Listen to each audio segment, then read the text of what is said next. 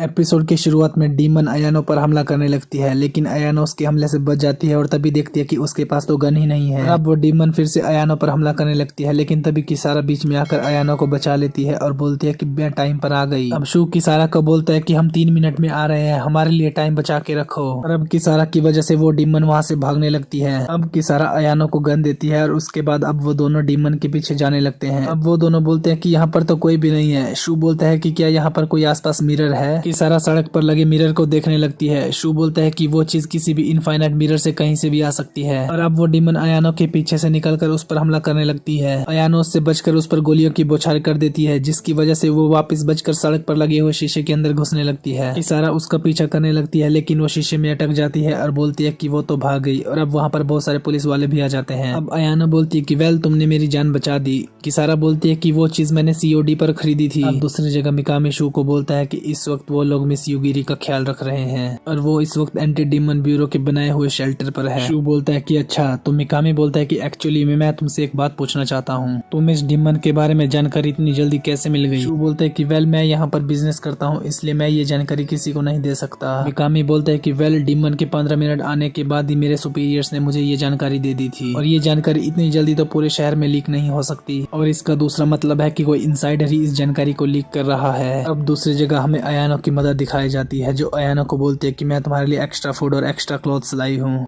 अयानो बोलती है कि वैसे आप मेरी तरफ देख क्यों नहीं रही हो। अयानो की मदर बोलती है क्योंकि ये करने के लिए मुझे मना किया गया है, क्योंकि ऐसा हो सकता है कि मेरी आंखों के अंदर तुम्हारी रिफ्लेक्शन की वजह से उस डीमन को तुम्हारे बारे में पता चल जाए। अयानो बोलती है कि वैसे एक डीमन को मिरर से बाहर निकलना काफी ओल्ड फैशन नहीं हो गया है। अयानो की मदर बोलती है कि वैसे अब तुम काफी टाइम तक अकेले रहने वाली हो, ऐसा लगता है कि उस डीमन का तुम्हारे खिलाफ कोई पर्सनल ग्रज है। अयानो बोलती है कि वेल, अगर उसे अपना बॉयफ्रेंड इतना ही पसंद था तो उसे अपने बॉयफ्रेंड का अच्छे से ध्यान रखना चाहिए था, इससे पहले कि कोई डीमन उसके बॉयफ्रेंड पर कब्जा कर पाता। अब अयानो की मदर बोलती है कि वैसे मैंने सुना है कि तुम्हारा शू के साथ भी कोई आर्ग्यूमेंट हुआ है। अयानो बोलती है कि वो तो बस इसलिए क्योंकि वो सिर्फ अपने पास्ट की ही बातें करता रहता है। दूसरी तरफ मिकामी शू को बोलता है कि चलो मैं तुम्हें एक पुरानी कहानी बताता हूँ। 23 सितंबर को आज से 12 साल पहले दुनिया की पहली ऑर्गोनियम माइन जो बैरन सिटी के नीचे है, वहाँ पर किसी रीजन से बहुत बड़ा धमाका हुआ था। वहाँ पर लगभग 53 लोगों की जान गई थी। शू बोलता है कि ये तो टेक्स्ट बुक की बातें हैं। मिकामी बोलता है कि ये कोई सुपरफिशियल स्टोरी है जिसे गवर्नमेंट ने बनाया था, असलियत कुछ इस तरह है। उस दिन माइन के अंदर एक इंस्पेक्शन प्लान की गई थी, जहां पर बहुत बड़े गवर्नमेंट के हाईली ऑफिशियल लोग आने वाले थे। और उसके बाद प्रॉब्लम होना तब से शुरू हो गई जब से सिटी को ढूंढा गया था और लोग सुपर ह्यूमंस में बदलने लग पड़े। और उसके बाद उन्हें डीमन हजार्ड बोला जाने लगा। उसके बाद एक disaster prevention consultant mister इसामु Ogata ने क्लेम किया कि ये सब ऑर्गोनियम की वजह से हुआ है और उन्होंने स्ट्रॉन्ग सुजेशन दी कि एक इंस्पेक्शन होनी चाहिए। शू बोलता है कि हाँ, मेरे डैड ने मुझे बताया था कि जिस तरह से हम जा रहे हैं उस तरह से ये शहर 1 साल के अंदर ही डीमंस के लिए जन्नत बन जाएगा। मिकामी बोलता है कि हाँ, उनकी वजह से ही गवर्नमेंट को ये इन्वेस्टिगेशन करवानी पड़ी, लेकिन इस इन्वेस्टिगेशन के दौरान ये दुर्घटना हो गई। दूसरी तरफ अयानो की मदर भी अयानो को यही बात बता रही होती है। अयानो की मदर बताती है कि उनके साथ बहुत सारे अटेंडेंट्स, उसके पिता, माता और उसकी प्यारी बहन सब लोग समुद्र की गहराइयों में डूब गए। अयानो बोलती है लेकिन शू वहाँ पर क्यों गया था, वो तो 12 साल का ही था ना।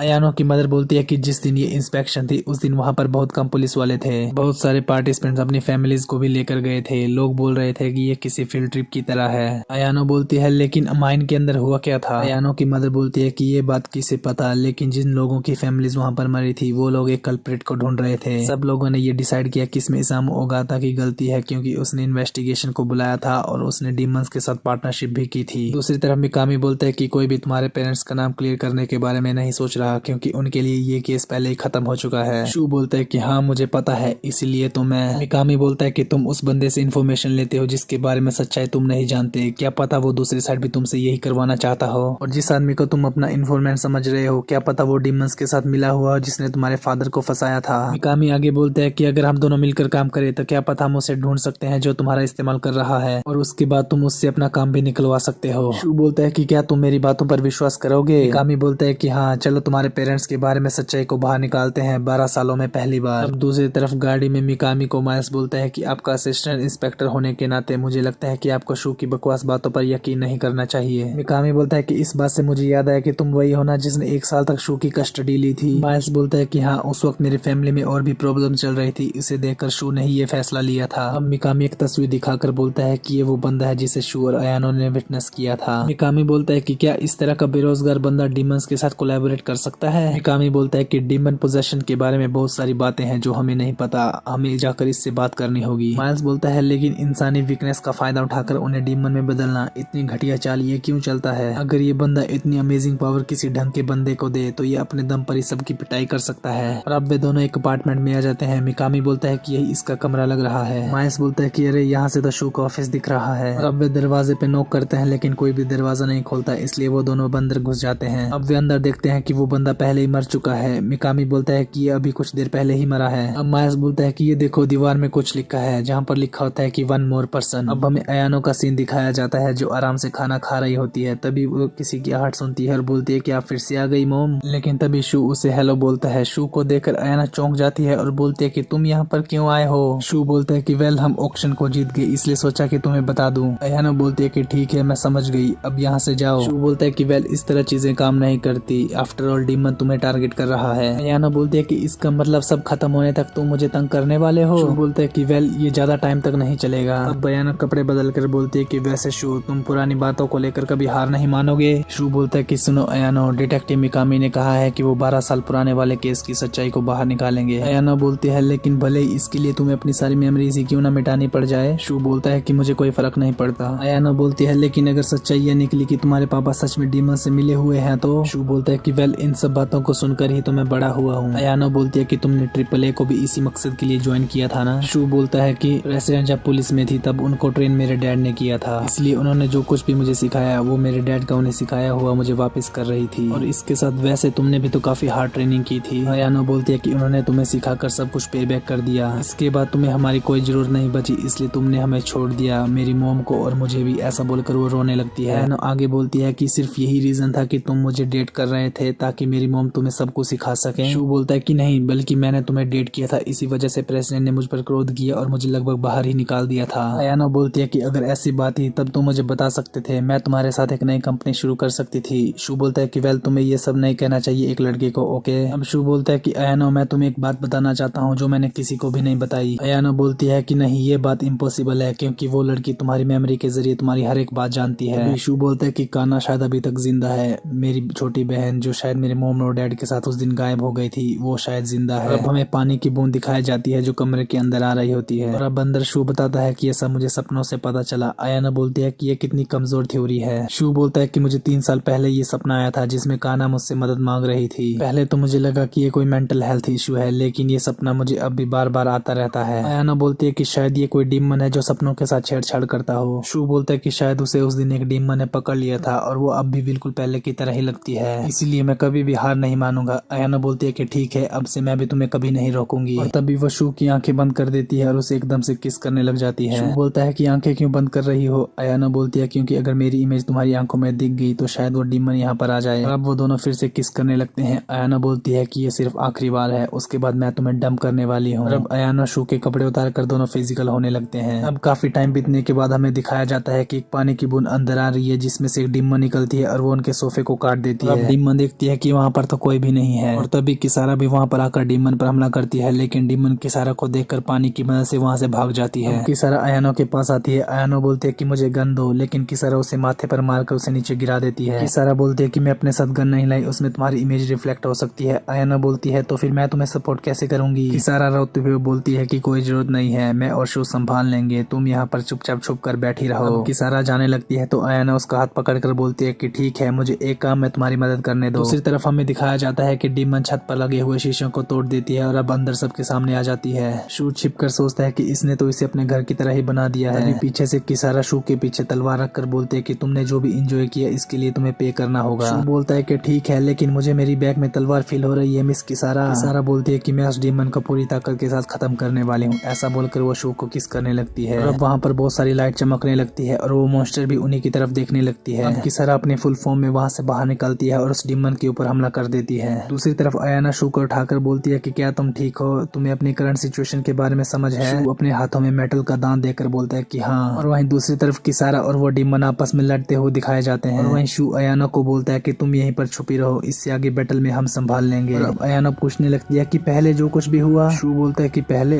क्या हुआ पहले। अयानो बोलते है कि नहीं कुछ भी नहीं। दूसरी तरफ डीमन किसारा पर हावी होने लगती है, लेकिन तभी शू बीच में आकर उस डीमन को दूर पटक देता है। अब शू किसारा को बोलता है कि चलो इसे खत्म करते हैं। और वहीं वो डीमन फिर से भागने लगती है, लेकिन शू उस मेटल के दांत को उस मॉन्स्टर की तरफ फेंकता है जो उसके छाती में जाकर लगती है। किसारा अपनी तलवार की मदद से उस मेटल के दांत को उसके सीने के अंदर डाल देती है, जिससे कि वो मॉन्स्टर खत्म हो जाती है। दूसरी तरफ हमें वो तलवार फिर से दिखाई जाती है जो शू की बहन के साथ जुड़ी हुई थी। अब हमें बाद का सीन दिखाया